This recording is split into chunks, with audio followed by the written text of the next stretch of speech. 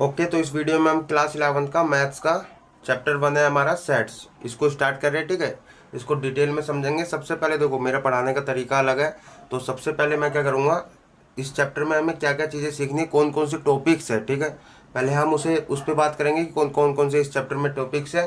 Then फिर हम उसको फिर एक एक करके चीज़ें सीखेंगे। ठीक है, तो सबसे पहले तो मैं ये बता दूं कि इससे पहले मैंने वीडियो में क्लास 11 मैथ्स का बिल्कुल डिटेल में चैप्टर वाइज सिलेबस भी बता रखा है, एंड तुम्हारा टॉपिक वाइज सिलेबस भी बिल्कुल सीबीएसई ने जो न्यू रिलीज किया है उसका भी मैंने डिटेल में सिलेबस बता दिया है। तो अगर आपने वो वीडियो नहीं देखा है तो प्लीज़ देख लो। ठीक है, सबसे पहले तो हमें इस चैप्टर में समझना है कि सेट्स क्या होता है। ठीक है, सेट्स चैप्टर है तो सेट्स ही पहले समझना है, सेट्स होते क्या है। ठीक है, एंड देन फिर हम क्या करेंगे, इसको रिप्रेजेंट कैसे करते हैं, सेट्स को रिप्रेजेंट कैसे करते हैं ये समझेंगे। ठीक है, एंड इसका कौन कौन सा रिप्रेजेंट फॉर्म है, एक रोस्टर फॉर्म, ठीक है, एंड तुम्हारा सेट बिल्डर फॉर्म, ये दोनों समझेंगे। रोस्टर फॉर्म को हम टेबुलर फॉर्म भी कहते हैं। एंड तीसरा हमारा टाइप्स ऑफ सेट, कौन कौन से टाइप्स है ये हम समझेंगे। ठीक है, फिर हम क्या करेंगे, सबसेट समझेंगे क्या होते हैं, एंड तुम्हारा प्रॉपर सेट क्या होते हैं ये समझेंगे। ठीक है, एंड सबसेट की प्रॉपर्टीज क्या होती है, एंड इसके फॉर्मूलाज कौन कौन से सबसेट और प्रॉपर सेट के, वो समझेंगे। ठीक है, डिटेल में, चिंता मत लो।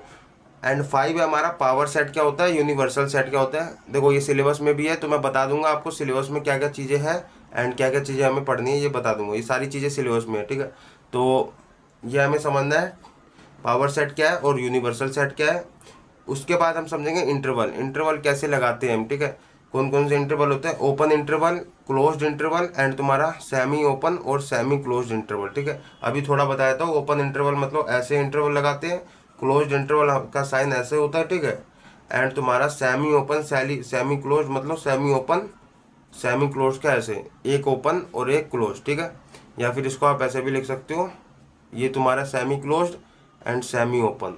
तो ये कैसे करते हैं ये भी हम समझेंगे डिटेल में। एंड तुम्हारा इसमें हम समझेंगे उसके बाद ऑपरेशन ऑफ सेट कौन कौन से है। ठीक है, यूनियन ऑफ सेट कैसे निकालते हैं हम, एंड तुम्हारा इंटरसेक्शन ऑफ सेट कैसे निकालते हैं। ठीक है, दोनों समझेंगे डिटेल में। यूनियन की जो प्रॉपर्टीज है और तुम्हारा इंटरसेक्शन की क्या प्रॉपर्टीज है ये भी समझेंगे, और वेन डायग्राम से इसे रिप्रेजेंट करके समझेंगे बिल्कुल डिटेल में। ठीक है, एंड तुम्हारा उसके बाद ऑपरेशन ऑफ सेट्स में तुम्हारा थर्ड है डिसजॉइंट ऑफ सेट समझेंगे, कैसे हम डिसजॉइंट ऑफ सेट निकालते हैं। फिर तुम्हारा फोर्थ है डिफरेंस ऑफ सेट कैसे निकालते हैं ये समझेंगे, एंड तुम्हारा सिमेट्रिक डिफरेंस ऑफ सेट कैसे निकालते हैं ये समझेंगे। ठीक है, अभी मैं टॉपिक्स बता रहा हूँ, अभी इतना मतलब डिटेल में एक्सप्लेन नहीं कर रहा हूँ, क्योंकि टॉपिक्स बताने के बाद हम क्या करेंगे, डिटेल में एक्सप्लेन करेंगे, चिंता मत लो। तो disjoint of set, difference of set और तुम्हारा सिमेट्रिक डिफरेंस ऑफ सेट को हम वेन डायग्राम से भी समझेंगे, चिंता मत लो। ठीक है, एंड उसके बाद हम समझेंगे 8 पॉइंट हमारा कॉम्प्लीमेंट ऑफ सेट, कॉम्प्लीमेंट कैसे निकालते हैं सेट का ये समझेंगे।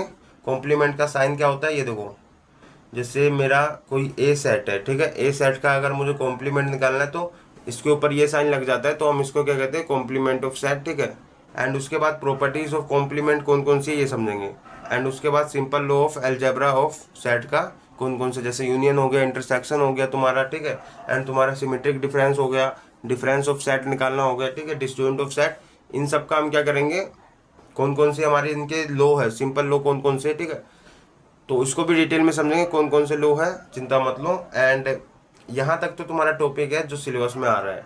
ठीक है, एंड इसी पे तुम्हारा एक्सरसाइजेस बटी हुई है, तो एक्सरसाइजेस के हिसाब से हम पूरा डिटेल में सॉल्व करेंगे, चिंता मत लो। एंड उसके बाद हमारा रिलेटेड टॉपिक है 10th नंबर, ये है practical problem on union and intersection of two set. ठीक है, दो सेट का जो प्रैक्टिकल प्रॉब्लम मतलब कुछ प्रॉब्लम दी होगी उसको आपको सोल्व करना है, यूनियन निकाल के इसका फॉर्मूला है। ठीक है, number of A union B निकालने का फॉर्मूला है, नंबर ऑफ ए प्लस में नंबर ऑफ बी माइनस में number of A intersection B. ठीक है, ये ए इंटरसेक्शन बी है, ए कोई एक सेट है, बी कोई एक सेट है। ठीक है, इसमें यूनियन निकालना, इंटरसेक्शन निकालना, इसका फॉर्मूला कैसे रिप्रेजेंट होगा इसको वेन डायग्राम से ही समझेंगे, चिंता मत लो। ठीक है, एंड ये इंपॉर्टेंट है, ये आपके आगे भी काम आएगा। ठीक है, और भी क्लासेस में काम आएगा, 12th में जैसा कि आएगा ही आएगा। एंड तुम्हारा आगे एक चैप्टर हो रहा है प्रोबेबिलिटी, उसमें भी काम आएगा। ठीक है, तो इसलिए इसको तो हम सीखेंगे भाई, एंड और भी इम्पोर्टेंट फॉर्मूलाज कैसे बनते हैं वो भी हम समझेंगे इसी में। ठीक है, तब हम इसको कवर करेंगे पूरा डिटेल में, मैंने बोला ना पहले कवर करेंगे इसको, हम